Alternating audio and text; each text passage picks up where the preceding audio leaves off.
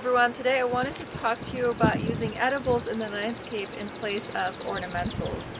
There are many benefits to having edibles in the landscape, but they also come with some downsides to them. If you can just imagine right here where I'm standing having a beautiful flowering tree.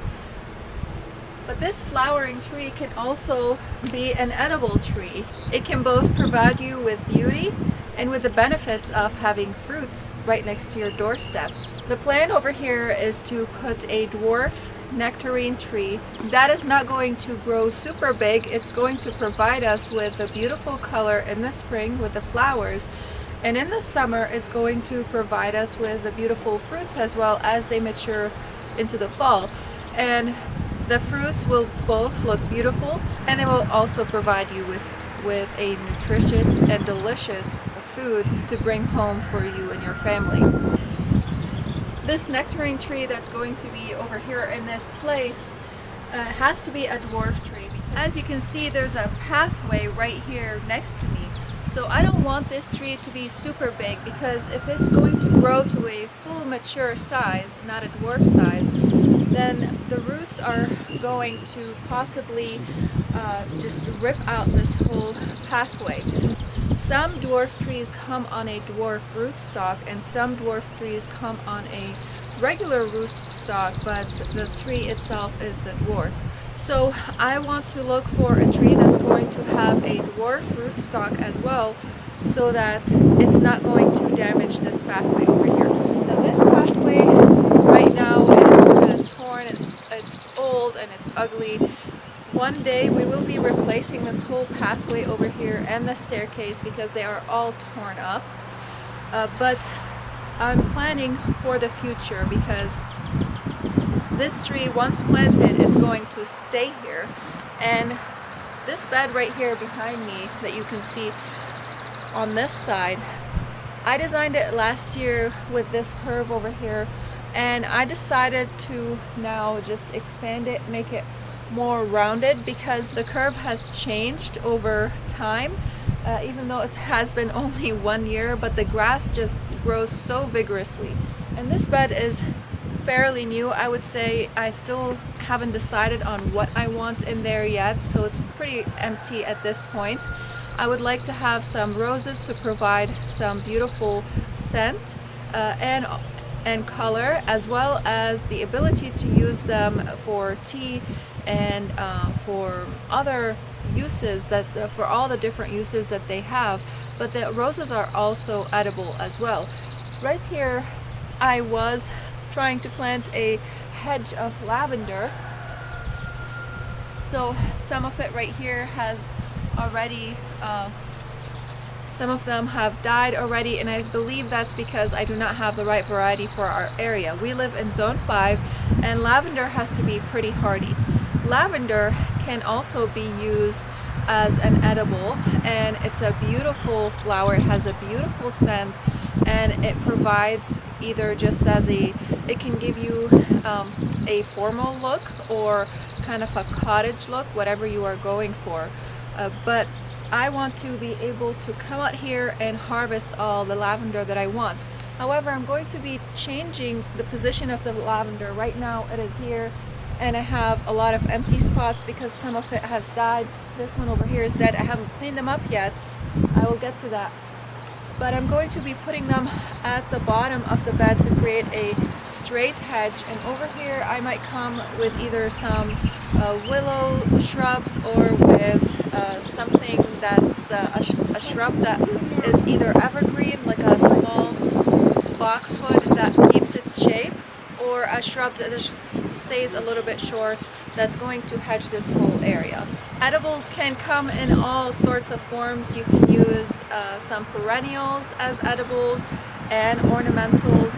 You can use trees as edibles and ornamentals, and you can use animals as edibles and ornamentals. The bumblebees today are in for it. They are just buzzing wildly trying to get to the flowers. This is the first sunny day we've had in 2 weeks.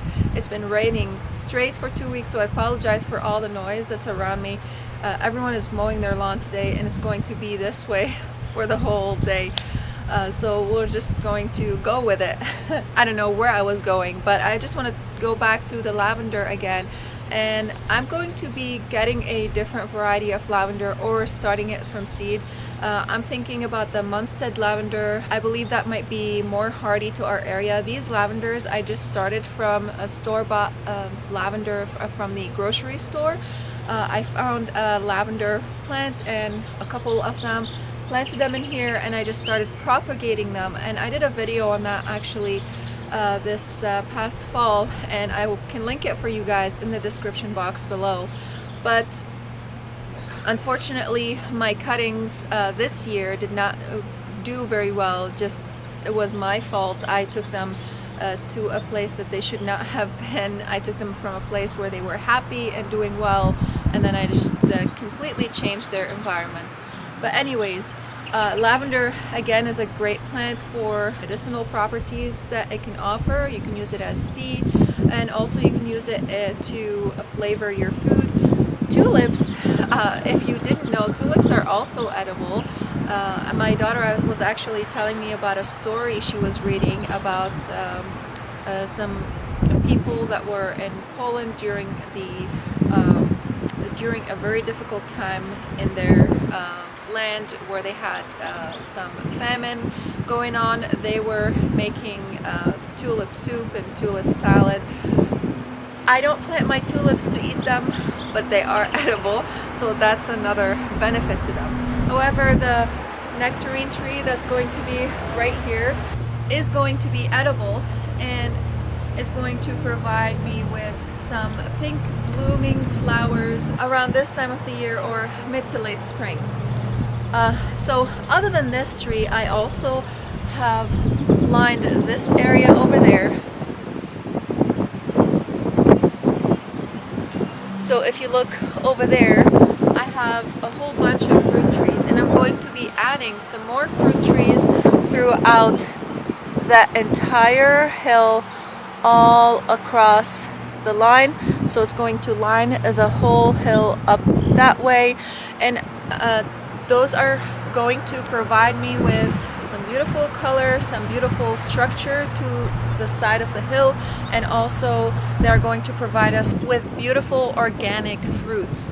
And those are just beautiful benefits for having edibles as ornamentals in your landscape. Now notice I did not put them in the middle of this area, and that is so that we can have this open space for the kids to play, and also because it is really difficult to mow under trees.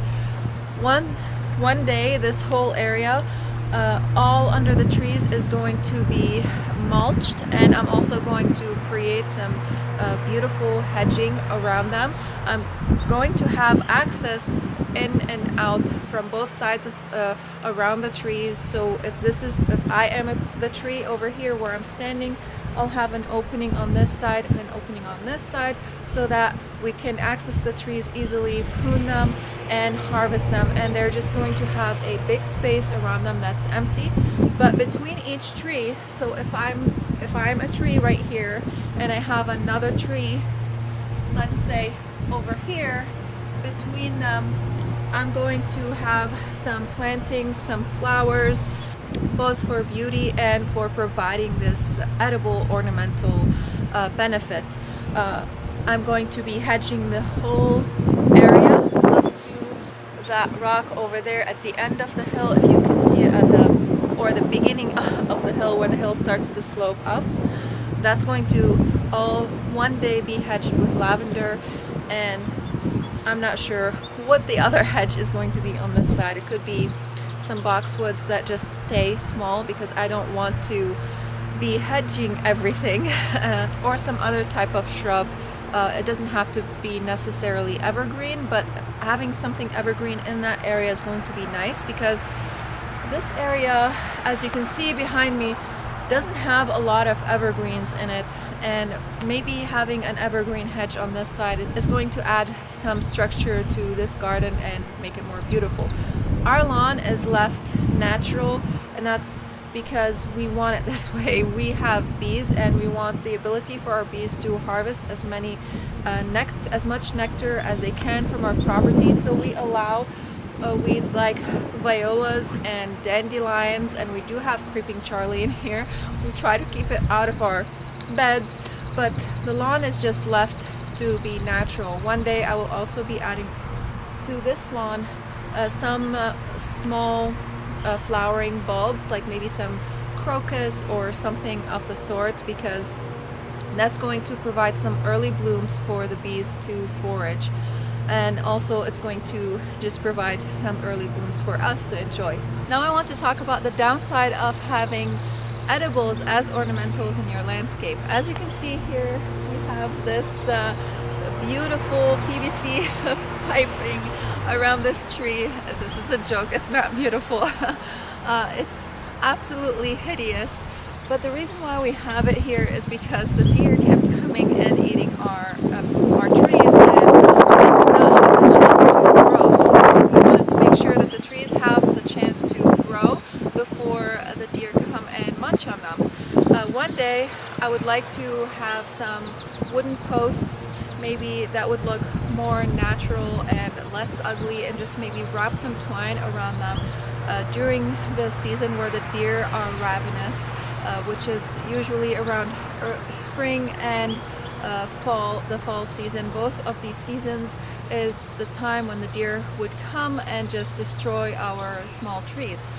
So by having some wooden fence, some wooden posts that kind of look natural, and just wrapping some twine around them, that's going to look less ugly than this, and it's going to protect these trees from the deer. So that's one downside. You might face that also with the ornamental trees, but not nearly as much as you would with these edibles, because the deer also find them edible. Another downside of having edibles as ornamentals in your landscape is the fact that you have to care for them a lot more, like pruning and fertilizing. So twice during the growing season, that is spring and fall, you are going to need to prune your trees and to fertilize them.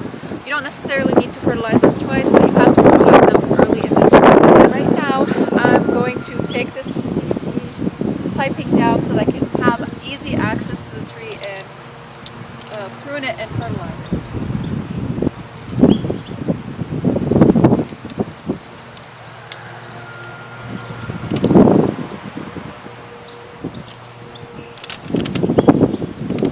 This is a dwarf cherry tree. I believe this is the Romeo. So I got two different varieties. I got the Romeos and the Juliet. I have two Juliet trees on each side of this tree, and this is the Romeo. I could be wrong about this variety. I might have gotten a different variety other than the Romeo to go with the two Juliets, because I wanted two that are going to provide us with some sweet fruits and one that's going to provide us with tangy fruit. But you can see the leaf structure on this is very beautiful. Unfortunately, some of the leaves are going into this hardware cloth over here, and I'm trying to get them out without damaging them. So I'm going to be pulling this hardware cloth out of here so that the tree can just grow freely. And I will be putting back the PVC pipe around it for this season, just so the deer don't come here and devour it.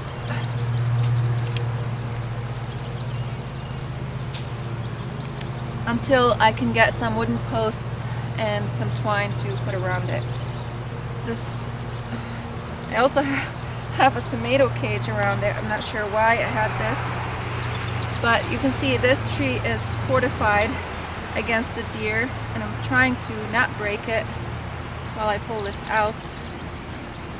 So that is definitely one of the downsides. Now I do know they do come also on ornamental trees, but when we had crabapple trees in this area, they just left them alone.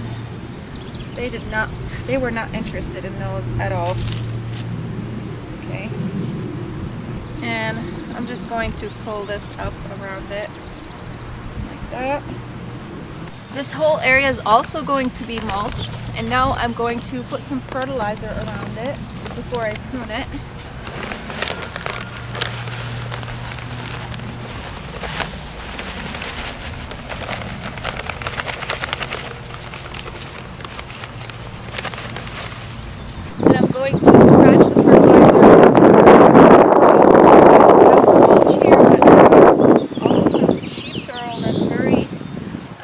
leaves, so I'm going to be covering that with cardboard and putting some more mulch on top. So this tree actually looks pretty good. I don't see a lot that I need to prune on it. In fact, I don't necessarily need to prune anything. Maybe this one right here, because it's heading into the inside of the tree.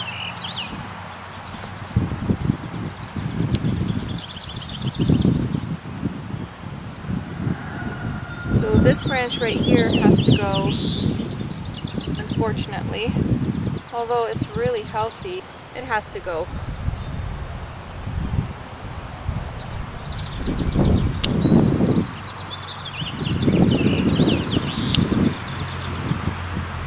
So if I want to, I can take this branch and make a cutting out of it, which I am going to try. So what you do for most cuttings is you want a couple leaf nodes. So I have this one over here, I have this one and this one, and I'm going to be sticking that in some soil. I can cut the top over here off so that it doesn't have a lot to support, and I'll do the same over here. And then you can just create scars and dip it in some rooting hormone, or you could also do this. Some people just kind of shave off the bark off of like that. And what's going to happen is that it's going to set some roots. So you put this in some peat moss or some sand, and that's going to set some roots and make a whole new tree for you. So you could do that. And I'm actually going to do that with this whole branch because I just feel bad cutting it like this. And I could create a whole bunch of trees like that, so I can dip this in some rooting hormone and stick it in some peat moss, and I got a whole bunch of trees like that. And these are hardwood, so you don't need to cover them. And if you like a tree a lot and you want to propagate it and make more of it, this is an easy way to do it. I'm gonna keep these over here for now so that I can remember to do that. Let's see, this one over here can be just stretched a little bit like that so that doesn't go in, and same with this one. So you don't always have to prune something. What you can do is you just can grab some twine, I don't have it right now, and have a stake in the ground, tie the twine to the stake and just wrap it around this gently so that it can kind of force the branch to go in the direction where you want it to go. You don't want it to be going down too far down like that, because when it bears fruit it's going to break. But you can have it going down around this angle over here, and that should be fine. And I'll do the same for this over here.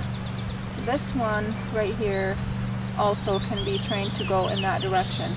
So I don't need to do a lot of pruning on this tree. It's small anyways. I don't want to do that much pruning, because if you do tons of pruning on it right away, it's going to cause the tree to go into this shock. It's going to say, oh no, I don't have a lot of leaves on me, I need to photosynthesize, and it's going to send a whole bunch of new branches to try to gather energy from the sunlight so that it can put out all the leaves that it wants to put out to do that. And that's going to cause a lot of problems. It's going to stop the fruiting for you on the tree, and it's also going to, you might get some fruits on it, but those new branches, which are called water sprouts, are not going to have any fruits on them, and maybe until like 3 seasons or so. You can train them to become regular branches like these by selecting them, but by just avoiding the whole problem in the first place, by pruning regularly in the spring and in the fall, and pruning no more than a third of the tree, you are going to prevent that problem from happening. So now I have to do that to all the trees, and these trees would be ready for the spring. And again, I'm going to be covering this area with some cardboard and mulch around all the trees so that we can water them. I will be in the future creating a well around them because they are on a downslope, so by creating a well around them, maybe just with soil or with some bricks, that's going to keep some of the water contained in that area so that the trees can get the water. You also want to make sure to water your trees, whether they are ornamental or edible, but for the edible even more, because they're going to be setting fruits, and if you want your fruits to grow large, then you want to make sure to water them a lot so that they can grow those fruits.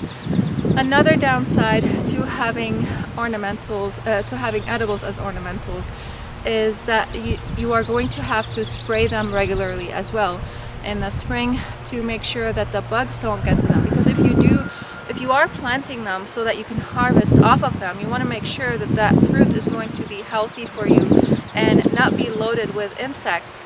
And spraying is a regimen that you need to be developing in the spring with the organic pesticides and organic fungicides so that your trees can stay healthy and your fruits can also be healthy.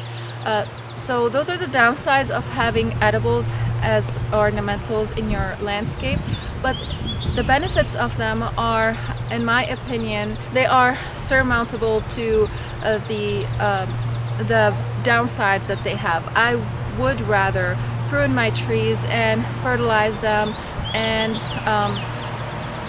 water them and spray them with all the care that comes with them because of all the benefits that they give me, which is both the beauty and the food that they give me. Because for us, organic food is very important, and you can't always find the varieties of fruits that you want at the store. And if you do, most of the time, if it's something like that is rare, it's going to be extremely expensive, and especially if it is organic. So I would just rather grow these fruits on our land and have them to be both edible and ornamental for us in our landscape. So you could again do that with the trees. You could do it with perennials as herbs, or just you can even plant cabbage in your landscape. It looks very beautiful. If you want, you could plant a lot of plants as edibles to be ornamentals in your landscape. These are both the benefits and the downsides of having edibles as ornamentals in your landscape. I hope that I encourage you to grow edibles as ornamentals in your landscape. Again, you want to avoid planting them in areas like your grass, because it's going to make it very difficult for you to mow the lawn and to care for your trees, because they need a space around them where you can fertilize them easily and care for them easily. So again, I hope this video was helpful, and I hope it was an encouragement for you to go out there and plant some edibles as ornamentals in your landscape. So thank you so much for watching, and I'll see you again next time. Bye.